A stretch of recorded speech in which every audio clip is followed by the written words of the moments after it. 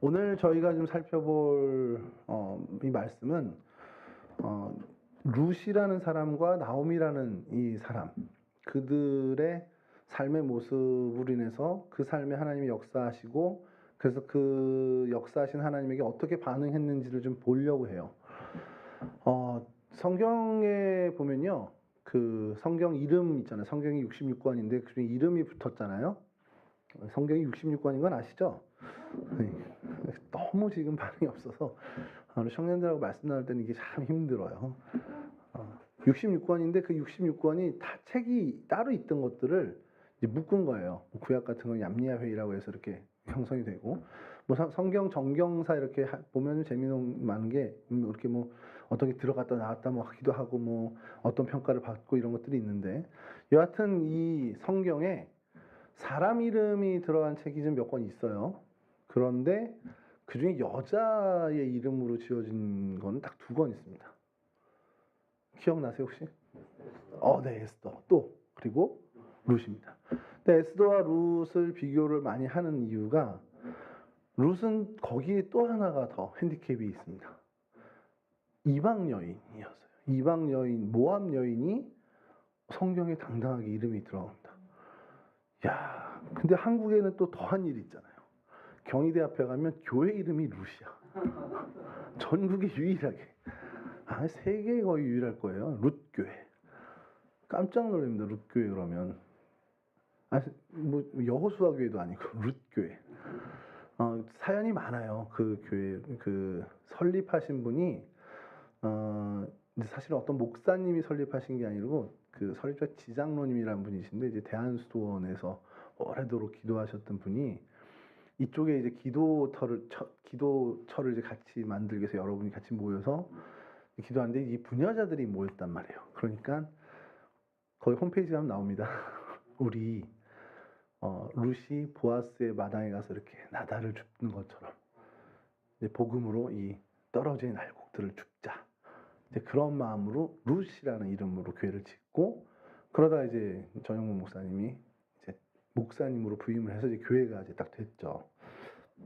그래서 되게 희한한 어떤 스토리를 갖고 또 되게 독특한 이름을 가진 교회인데, 제 친구가 이제 경희대를 입학한 친구가 있었어요. 제가 이제 1학년 때 그 친구를 만나러 여기로 왔죠. 와서 이제 그때 막 성경의 지식이 막 들어갈 때잖아요.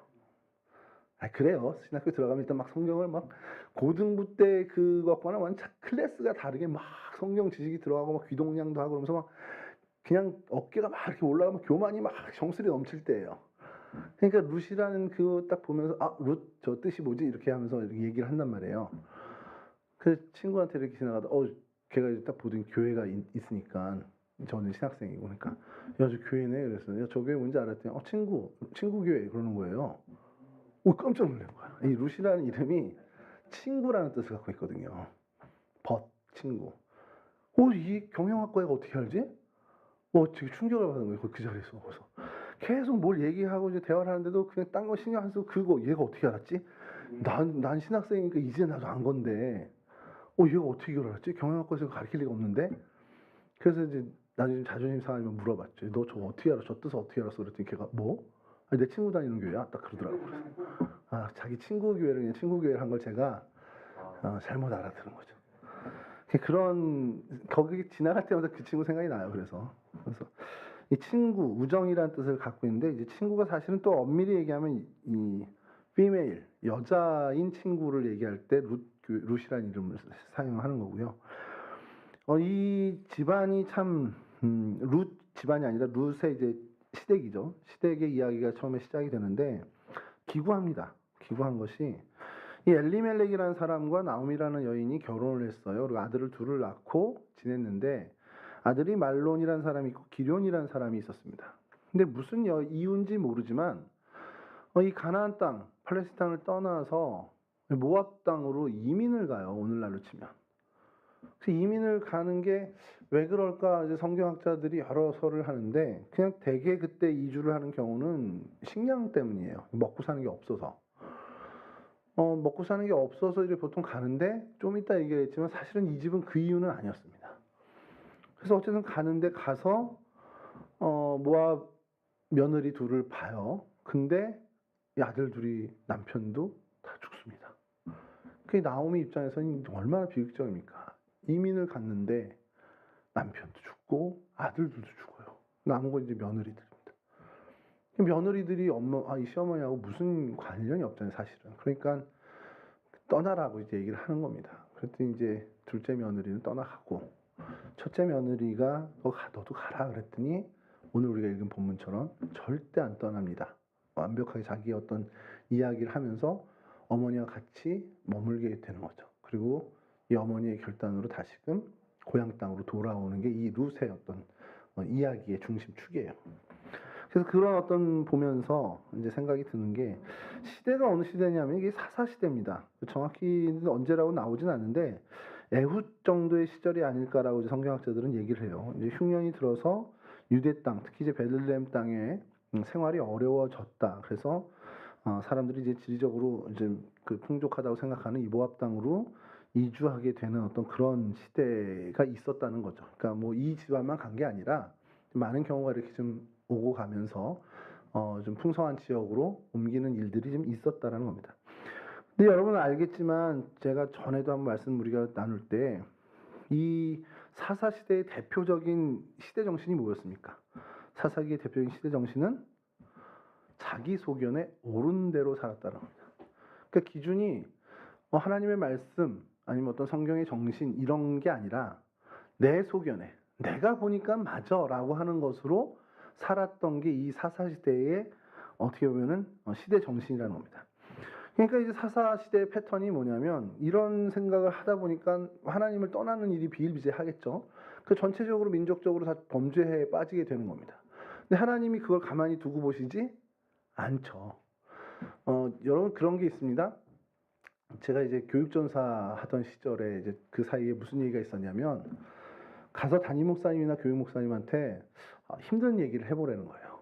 목사님, 제가 이제 좀 사역이 좀 어렵고 좀 옮겨야 될 것 같아요. 라는 얘기를 해보라는 겁니다. 그러면, 그래?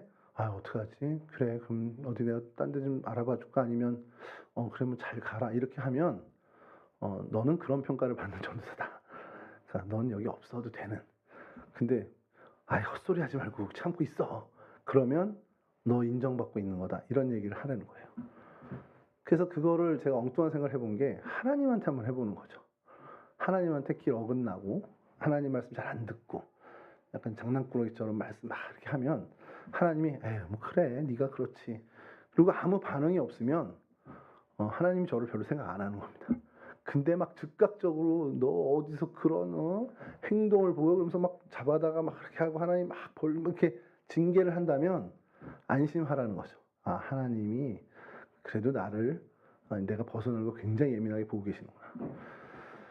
이게 부모와 자녀 관계에도 사실 그런 비슷한 게 있을 수 있다라는 생각이 좀 들어요. 부모가 자녀에 대해서 관심이 많고 또 어떤 그런 부분에 있어서 더 영적으로 예민할수록 자녀들에게 더 윽박지르는 게 있습니다.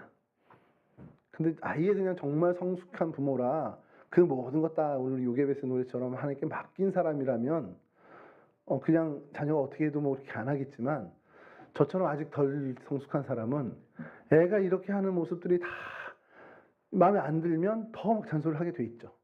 근데 이 사사시대 하나님이 약간 그런 모습을 보입니다. 이스라엘 백성들이 범죄를 해요. 하나님 이제 손 놓고 이쪽 우상 손을 잡고 막 이러면서 하는 모습들이 보이면 너무나 즉각적으로 징계를 주세요.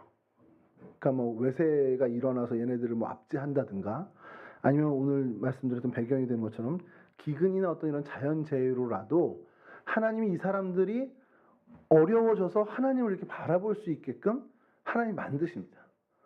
그러니까 하나님이 범죄한 이스라엘 백성들을 예민하게 보시는 거죠. 그러니까 그만큼 관심 갖고 사랑하고 계신 거예요. 자, 그럼 이제 그런 어려움을 당하니까 이 이스라엘 백성들이 어떻게 해요? 너무 사는 게 힘드니까 하나님을 쳐다보는 거죠. 그러고서 하나님께 하나님 우리가 뭔지 모르는데 잘못했나 봐요. 하나님 우리를 도와주세요. 그래서 막 애걸복걸 합니다. 그럼 하나님이 그때 짜잔 하고서 사사를 보내는 거죠.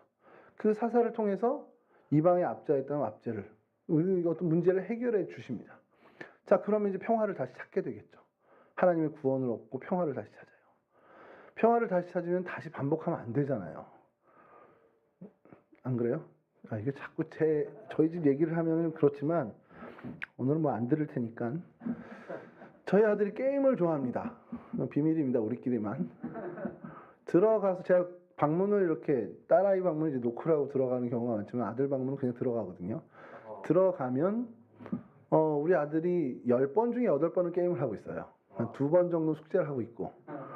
뭐 2번만 보고 만족을 하라고 하시는데 우리 주변 사람들은 10번 아닌 게 어디냐 이러는데 들어가면 게임을 하고 있고. 그래서 특단의 조치를 한번 내린 적이 있습니다. 이걸 뺐고 패드 뺐고 스마트폰을 충전기에 제 방에다 놔두고 이제 너 학교 갈 때만 가져와라. 뭐. 자 그러면 이제 데스크탑으로 하겠죠. 그럼 데스크탑에 다 게임 지워놓고 이제 뭐 제가 좀 더 잘 아니까 컴퓨터를. 그러니까 그렇게 해놓으면 답답할 거 아니에요. 그럼 이제 좀 공부하거나 이렇게 좀 잘 보이려고 한단 말이에요. 그럼 이제 제가 또 마음이 움직여서 다시 이렇게 허락을 하죠. 그래 이거 너 이제 너무 게임 하지 말라는 거 아니니까 딱 그 판만 깨고 줘봐라. 그래서 뭐 그 빌런 하나 딱 없애면 그 판이 클리어 되니까 그냥 거기까지만 다시 시작하지 말아라. 이제 그렇게 얘기를 하는데 며칠이나 가겠습니까 그게. 며칠 지나면 또 하고 있죠. 그러니까 제가 그런 생각이 드는 거예요. 아니 그렇게 뭐 혼나고선 딱 제재를 당한 다음에 어떻게 해결이 잘 돼서 다시 평화를 찾았으면 반복 안 해야 되잖아요. 지혜로운 애라면. 근데 또 똑같은 걸 반복하고 있는 거예요. 그러니 제가 얘가 좀 이 지능이 낮은 건가 이런 생각이 들 정도로. 그러니까 반복을 왜 하지? 이건 당연히 불보듯 뻔한 결과가 오는데 자기 아버지 성격 더러운 거 알 텐데 우리 아버지는 정말 천사 같아. 그러면 걔가 해도 되지만 우리 아버지 성질 더러운 거 알면 안 해야 되는데 왜 또 하지? 이런 생각이 드는 겁니다. 근데 사사기를 보면 또 그 생각이 드는 거예요. 아니 하나님이 이렇게 해서 벌 주시는 거 뻔히 아는데 얘네는 왜 또 죄를 짓는 거야? 근데 왜 그러냐면 그 시대의 정신이 내 소견에 오른 대로 사는 거예요. 그러니 당연히 내 소견에 오른 대로 살면 하나님을 벗어나는 것밖에 없습니다. 그러니까 사사시대 그 패턴이 계속되는 거예요. 범죄하고 징계받고 회개해서 하나님께 외치면 사사 보내줘서 구원시키시고 다시 평화를 찾으면 안일해져서 또 범죄하고 또 그럼 하나님 징계하고 이게 적어도 여러분 12사사니까 12번이 반복되는 거예요. 그 시간에. 이 기근, 이 아비멜렉과 나오미가 모압 땅으로 떠나게 됐던 그 기근도 어찌 보면 당시 하나님이 이스라엘 백성에게 내린 중징계까지는 아니더라도 회개할 수 있는 기회로 하나님이 주시는 징계에 가까울 수 있었다라는 겁니다. 이게 사사시대니까 그렇게 해석할 수가 있다는 거죠. 자, 그런데 그들이 그런 징계를 받았을 때 이 패턴대로만 하나님 우리에게 어려움 건져내 주십시오라고 해서 그 자리를 머물렀었다면 이 일을 당하지 않았을 텐데 이들은 그들의 소견대로 모압 땅으로 이주하는 걸 선택을 합니다. 그러니 팔레스타인에 남아있는 가나안 땅에 남아있다라는 걸 가정했을 때보다도 훨씬 더 혹독한 징계에 가까운 비극을 얻게 됐다는 거죠. 그러나 뭐 하나님은 그 안에서도 얻게 된 룻을 통해서 하나님의 뜻을 이루어 가시는 분이셨죠. 그런 것들 때문에 보면은 그래도 하나님이 그 극한 속에서도 하나님의 일을 선한 일을 하시는구나라고 우리는 보게 되지만 여하튼 인간적으로 그걸 봤을 때는 참 애석합니다. 그리고 더 애석한 것이 뭐냐면 이 엘리멜렉이라는 사람의 이름 뜻이 하나님은 왕이시다라는 뜻이에요. 이름이 얼마나 근사합니까? 하나님은 왕이시다. 그 아버지가 그 이름을 지을 때 그 아버지 신앙이 그랬을 거 아니에요. 하나님이 진짜 우리의 왕이야. 너의 삶의 참주인 근데 그 이름을 가진 사람이 그 이름에 걸맞지 않게 왕의 어떤 생각과 왕의 어떤 정신이 아니라 전혀 다른 하나님이 왕이 아닌 것처럼 자기가 왕이 돼서 자기의 뜻에 맞게 모압으로 이주하는 선택을 했다라는 겁니다. 그러니까 그게 참 안타까운 거죠. 하나님이 왕이시면 하나님의 법도에 따라 사는 게 맞는데 그렇지 못했다는 거. 자, 그래서 이 부분에서 그렇게 좀 마무리하고 제가 좀 나름대로 좀 찾아보고 했는데 이게 참 그런 게 이거 우연을 통해서 하나님이 참 저에게 은혜를 주신 건데 룻이라는 사람을 성경 인물로 해서 설교를 할 기회가 생겼어요. 지난 수요일이죠. 꽤 몇 달 전일 텐데. 근데 그 준비를 하면서 이 기럝이랑 말론이란 이 나오미 아들 이 둘을 우연하게 보게 된 겁니다. 관심을 갖게 된 거죠. 그래서 여러분 찾아보는데 나옴이란 이름은 희열이란 뜻입니다. 기쁨이란 뜻입니다. 아들이 있어요. 말론과 기련이 있는데 이 이름 뜻을 찾는데 많이 헤맸습니다. 성경사전에 잘 안 나오고 해서 뭐 찾고 해서 겨우 찾았는데 이 말론이란 뜻은 병약이란 뜻이에요. 그러니까 아프다란 뜻이에요. 일본어로 하면 있다 이 정도 되겠지. 있다 이 정도. 아이야 뭐 이런 뜻인데 이게 너무 신기한 거예요. 왜 병약으로 지었지? 그래서 그 동생을 찾았습니다. 기륜, 결핍이라는 뜻입니다. 결핍 혹은 낭비로 인한 부족함. 그러니까 무슨 의미인지는 알죠. 이렇게 뭔가 채워지지 않은 겁니다. 말론과 기론이란 이름이 왜 이렇게 아들 이름을 줬지? 이게 태어날 때 지은 거라는 게 보통인데 가끔씩은 아닌 게 이 아이들이 자라나는 성장 과정을 통해서 별칭을 불렀는데 그 이름이 되는 경우도 있단 말이에요. 근데 이것이 됐든 저것이 됐든 이들에게는 어쨌든 병약함, 결핍이라는 뭔가 문제가 있지 않았겠냐라는 거죠. 자, 그걸 만약에 전제로 한다면 이주할 만하다라는 거예요. 먹을 게 없어서 간다기보다 이 풍요로운 것이 아니라 다른 것 때문에 간 것을 이 아들들에게서 찾는다면 이 엘리멜렉과 나오미의 이민이 이거는 이해가 되는 거죠. 왜 그걸 또 찾았냐면 룻기 1장 22절에 이렇게 나오미가 고백합니다. 내가 풍족하게 나갔더니 여호와께서 내게 비어 돌아오게 하셨느니라.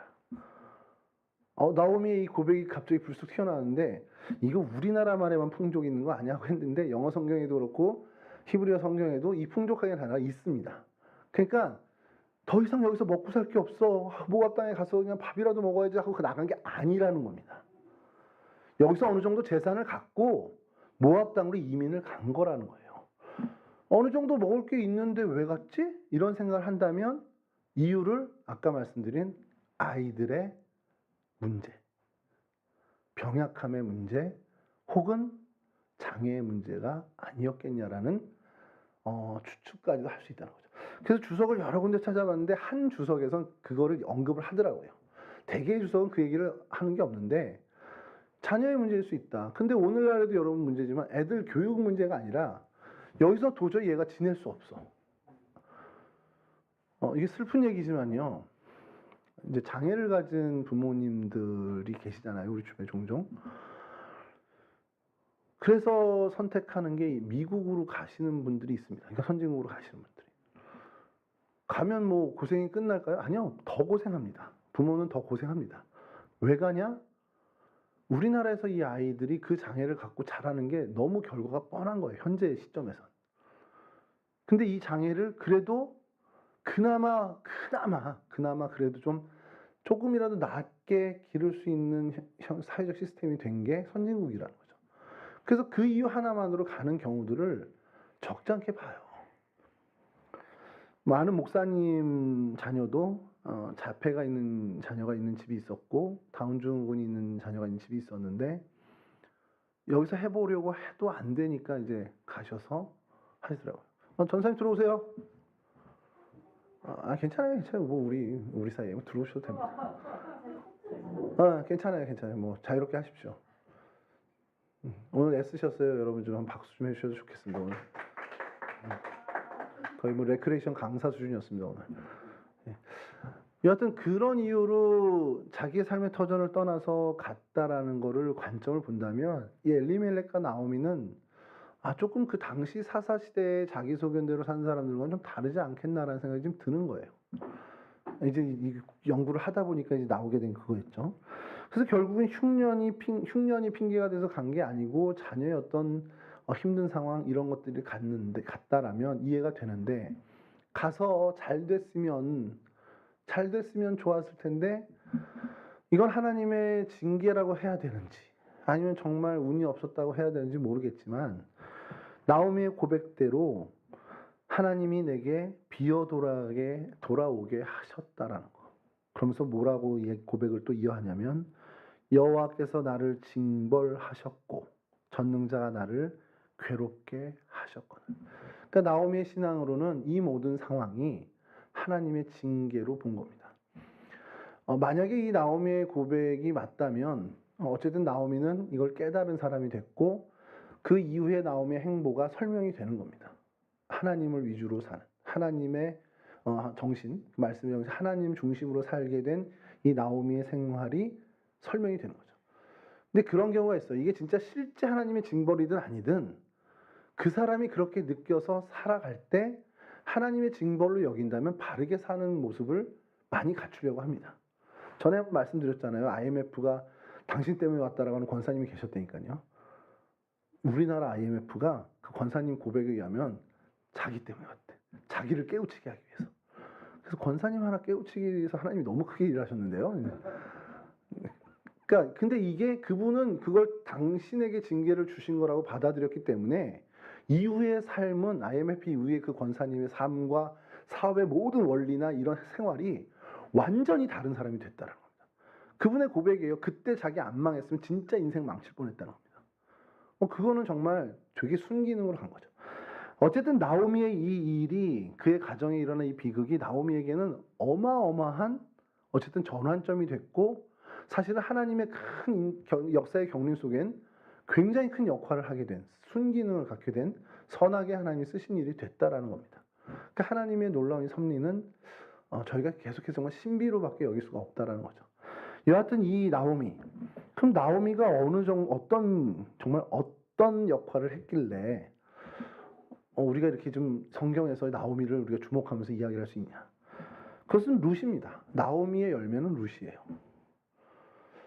룻 그러면은 뭐 효심이 깊어요. 뭐 어떻게 보면 신앙이 어떻게 바라요. 뭐 이런 얘기들을 하잖아요. 룻에 대해서 이렇게 얘기하면 어떤 얘기를 하냐면 효심 있는 며느리였다. 그다음에 긍정적인 삶을 사는 사람이었다. 그리고 많은 이들에게 인정받은 사람이었다라는 게 룻에 대한 어떤 책이나 연구는 다 공통되게 그렇게 얘기합니다. 여인이란 한계를 극복했죠. 과부라는 신분을 극복했죠. 이방인이란 어떤 출생의 한계도 극복한 사람. 그래서 그리스도의 어떻게 보면은 그 조상으로 하나님께서 쓰임받는 사람이라는 겁니다. 당연히 그때 당시에 모압, 그리고 성경의 정신으로 모압 여인이 이런 위상을 갖게 됐다는 건 정말 인생 역전이라고 할 수 없는 그 관점에서 서술할 수밖에 없습니다만 여하튼 우리가 룻에 대해서 그렇게 얘기하는 거죠. 그리고 그 모든 건 결국 룻의 믿음으로 인해서 어머니의 하나님이 나의 하나님이 될 것입니다라는 그 믿음으로 이 일이 가능하게 됐다라는 거예요. 자, 그런데 이 룻을 정말 우리가 칭송하면서 여하튼 우리가 빼놓을 수 없는 건 그럼 룻이 어떻게 룻이 됐는데 그 얘기를 할 때 나오미를 뺄 수 없다라는 겁니다. 나오미가 여러분 생각해 보세요. 이방인 룻이 하나님을 어떻게 알아요? 하나님에 대해서 어떻게 경험하겠습니까? 유일한 창구는 하나예요. 나오미밖에 없었습니다. 나오미에 의해서 하나님을 만나게 됐고 나오미에 의해서 하나님을 알아가게 됐고 나오미 때문에 하나님의 사람이 되어갔다라는 거예요. 오늘 이 본문을 보면서 저는 그런 우리 청년들이 깨달았으면 좋겠는 게 그래 나도 룻과 같이 정말 내 한계를 다 뛰어넘는 그런 크리스찬 됐으면 좋겠다는 소망을 가졌으면 좋겠습니다. 이게 첫 번째죠. 여러분들이 인생을 살다 보면 벽이 있어요. 벽에 부딪힐 겁니다. 이게 내 한계인가? 이걸로는 내가 여기밖에 못 가나? 있을 겁니다. 그거를 보기 좋게 넘을 수 있는 것은 결국 하나님입니다. 여러분들이 하나님과 함께 그 한계를 넘어설 수 있습니다. 그래서 여러분들이 어떤 한계가 오게 될지 모르겠죠. 저도 여러분들이 인생 속속들이 아는 게 아니니까. 근데 여러분들이 한계를 마주쳤다. 이게 정말 벽이구나. 이게 강목사님 그때 설교 중에 했던 한계가 이건가 보다라는 느낌이 든다면 정말 하나님께 매달리십시오. 하나님이 여러분들이 그 한계를 넘어서도 같이 하시면서 여러분들을 더 한층 성숙된 크리스찬으로 빚으시고 그래서 여러분들을 분명히 쓰실 거란 말이에요. 그 한계를 넘어선 크리스찬으로 하나님이 여러분들의 삶의 자리에서 사용하실 텐데 그 믿음 갖고 일단은 그 한계를 넘는 게 첫 번째고 또 하나는 여러분만 그런 사람 되지 않았으면 좋겠다는 거예요. 정말 가깝게는 여러분들의 믿음의 후배들이 여러분이 룻처럼 극복하는 그것처럼 여러분들 그들을 룻으로 좀 만들어주는 역할을 했으면 좋겠어요. 그러니까 쉽게 얘기하면 오늘 본문에 나오미 역할을 좀 했으면 좋겠다는 겁니다. 한국교회에 특히 우리 교회들을 보시기에 답답한 게 뭐냐면 여러분 우리 어르신들 돌아가시면 다 천국 갑니다. 저희 동성교회도. 아닐 것 같아요? 나중에 가봐요. 다 만나요, 천국 가면. 걱정 안 해요. 지금 한국교회 저는 어르신들 65세 이상의 어르신들 전 걱정 안 합니다. 그분들 한국교회 코로나 2번, 3번 더 와도 아무 문제 없습니다. 그분들 신앙 전혀 영향 없어요. 교회 못 온다고 만약에 정말 막혀. 길이 막히고 홍수나는 수해가 나서 교회 못 와. 그분들 신앙 흔들릴 것 같아요? 안 그렇습니다. 근데 뭐가 문제인지 아세요? 그 다음 세대입니다. 여러분 벌써 드러나잖아요. 코로나 이제 교회 오는 거 제재하는 거 없습니다. 어느 회사에서 제재하는지 알려주세요. 이거 신고해도 돼 이번에는. 없어요. 없고 눈치 보는 것도 없습니다. 근데 옵니까? 안 와요. 왜 안 오는지 아세요? 물어보면 그래요. 그래도 아직 좀 끝난 게 아닌데요. 끝난 거 아닌데 야구장 가던데? 그분들은 다? 뭐야, 교회는 안 오고, 콘서트 가고, 극장 다 갈 거 가던데요. 여러분, 편해졌습니다. 예배당 오는 거, 오늘은 말자. 이게 뭔가 일이 있어서 정말 출근을 해야 돼요. 아니, 오늘 토익 시험이 있어요. 이거 말고요. 진짜 올 수 있는 상황인데, 오늘 그냥 쉬자. 정말 귀찮음과 나태함 때문에 안 간다. 그게 예전에는 그래도 이게 괜찮은가? 갈등이 있었는데 이 2년 동안의 코로나 시기가 어떤 자유함을 줬냐면 온라인 드리면 되지. 제 아는 후배가 이제 하도 회사에서 뭐라 그러니까 교회를 못 갔어요. 코로나 한참 때.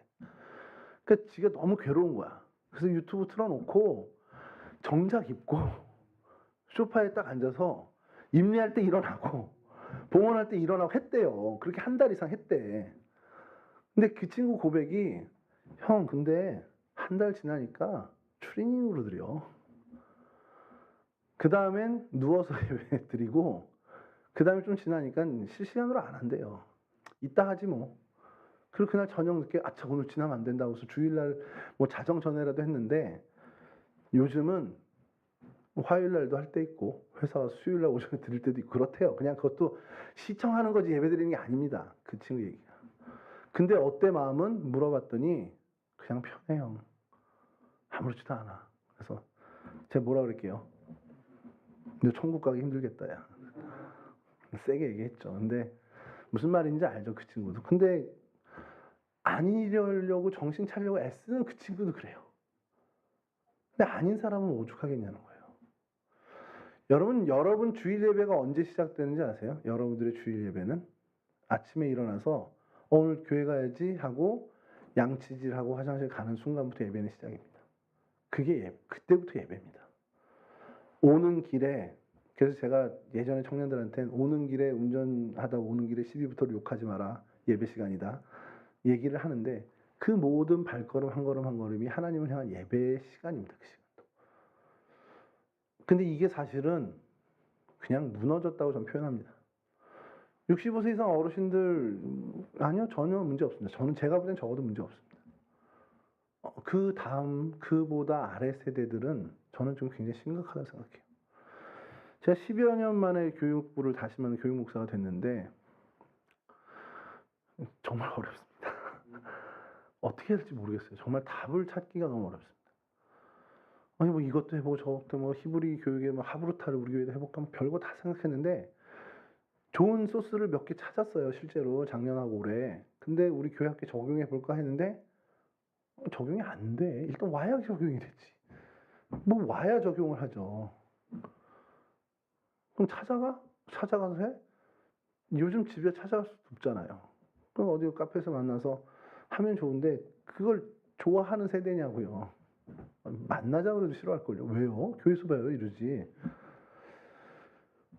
그럼 어떻게 해야 되냐? 어떻게 해야 돼요? 제가 그래도 그나마 찾은 게 우리 중고등부 학생들이나 유초등부 애들 보면서 느끼는 것이 목사님은 부담스러워하고 선생님은 부담스러워해도 형하고 누나들은 소통이 되네? 그럼 여러분들이 할 일이 생긴 겁니다. 우리 혜린자매 특히 우리 막강한 영향력을 갖고 계신데 그들에게 나오미가 되어주셔야 됩니다. 혜린자매를 통해서 혜린자매 후배들이 하나님을 경험하게 되고 크리스찬이 저렇게 사는 거구나라는 걸 경험하게 해주셔야 돼요. 그게 여러분들에게 지어진 십자가입니다. 좀 부담스러울 수 있겠지만 그 십자가 지셔야 돼요.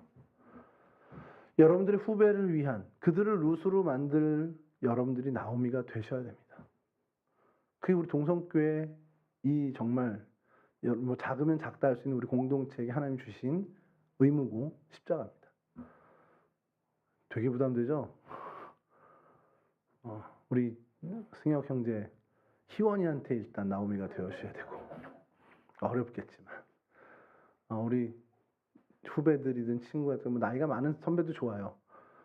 여러분들이 요만큼이라도 영향력을 줄 수 있는 이에게 여러분들의 신앙의 모습을 통해서 하나님을 경험하게끔, 그래서 그가 볼 때 세준이 하나님이 나의 하나님이 됐으면 좋겠다, 세준 형의 하나님이 나의 하나님이 되어야 되겠다, 이런 결단이 일어나게끔 여러분들이 그런 삶의 그런 신앙의 행보를 걸어가 주셔야 됩니다.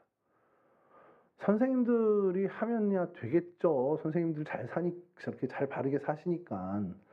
근데 만나질 않잖아요. 일단 선생님들하고 접점을 안 하잖아요. 예전에 제가 청년부를 맡았을 때는 그 나이 차이가 많이 안 나서 그랬는지 모르지만 그냥 거의 저녁마다 만났어요. 이 제기동 일대, 뭐 안암동 여기를 그 무진장이라는 데가 있었거든요. 해장국집. 그냥 뻑하면 거기서 뭐 새벽 예배 끝나고 만나서 밥 먹고. 근데 요즘 우리 청년들하고 제가 그러자 그러면은 교회 안 나온다 그럴까 봐 걱정이에요. 그렇게 많이 하자 그러면. 그러니까 결국엔 여러분들의 몫입니다. 여러분들. 우리 내년에 11명의 청년부가 새로 올라옵니다. 올라와야 됩니다. 근데 실제로 지금 중고등부엔 3명이 있고요.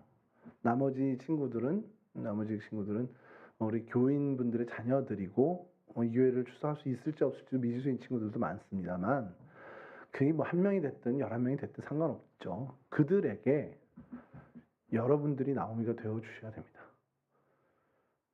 지금부터 준비하셔야 돼요. 제가 나오미가 될 수는 없습니다. 저는 그냥 큰 틀에서 여러분들을 위해 기도하는 목회자이죠. 그들이 하나님을 만나고 경험하는 실제적인 일은 선배인 여러분들을 통해서입니다. 여러분, 하나님이 여러분들을 정말 나오미로 쓰셔서 여러분들을 누군가의 나오미로 삼아 그를 룻으로 만드는 일을 하시게끔, 또한 여러분 역시도 룻이 되어 누군가로부터 영향을 받은 룻이 되어 정말 그 한계를 뛰어넘는 그러한 믿음의 승리자가 되는 것, 그 일들이 여러분들의 삶 가운데 넘쳐나기를 정말 주님의 이름으로 간절히 축원합니다. 잠깐 기도하겠습니다. 하나님, 우리를 하나님의 백성 삼아 주시니 감사합니다. 하나님을 나의 하나님으로 섬길 수 있도록 은혜 주시니 감사합니다. 하나님, 나의 삶의 주인 되어 주시고 내 인생의 정말 주권자 되어 주셔서 정말 하나님 말씀의 정신으로 이 땅을 살아가는 우리 청년들 모두가 될 수 있도록 도와주시옵소서. 그렇게 내 소견에 옳은 대로가 아닌 하나님의 말씀의 정신으로 살아가는 거룩한 백성 되게 해주시고, 그래서 하나님 우리를 정말 둘러싸는, 우리가 맞닥뜨리게 되는 모든 한계를 뛰어넘는 진정한 승리자의 삶을 사는 우리 동성의 모든 청년들이 될 수 있도록 도와주시옵소서. 하나님, 그렇게 믿음의 승리자로 살아가는 저희들을 통해서 또 다른 누군가가 믿음의 승리자가 될 수 있도록 오늘 본문에서의 나오미와 룻과 관계처럼 우리를 하나님 나오미로 삼아 주셔서 우리 주변의 누군가가 정말 한계를 넘는 룻으로 성장하는 그 귀한 일에 우리 각자를 사용해 주시는 그 놀라운 은혜를 맛볼 수 있도록, 그 은혜 누릴 수 있도록 도와주시옵소서. 그러기 위해 짊어져야 할 십자가가 있다면 아멘으로 순종하며 짊어질 수 있는 그런 믿음의 대가들이 되는 우리 청년들이 될 수 있도록 주님 도와주시옵소서.